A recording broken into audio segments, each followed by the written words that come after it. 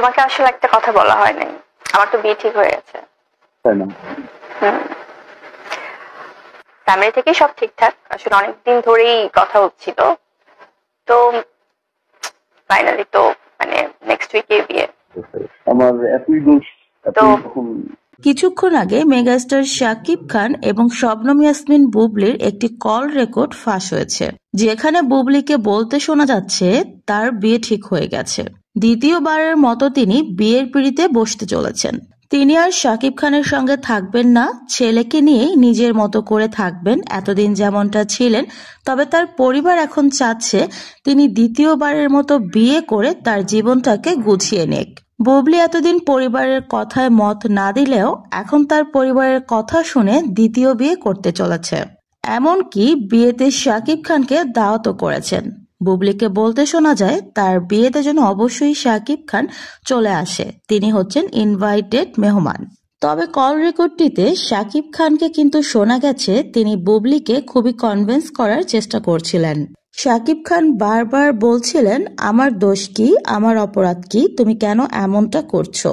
শাকিব খান বারবারই বুবলিকে বোঝানোর চেষ্টা করছিলেন, কিন্তু বুবলি তার নিজের কথাই বলে গেছেন শাকিব খানের কথা খুব একটা আমলে নিয়েছেন বলে কল রেকর্ডটি শুনে মনে হয়নি।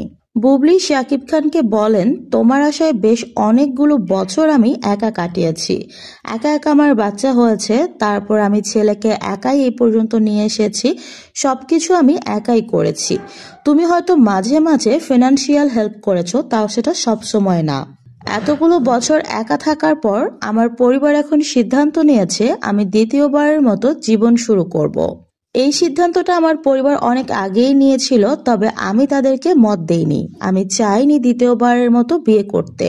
তবে যতটুকু এতগুলো বছরে বুঝলাম, আসলে শেজাদেরও বাবার প্রয়োজন আছে, আমারও জীবনসঙ্গীর প্রয়োজন আছে। মানুষ তো একাকী বাঁচতে পারে না।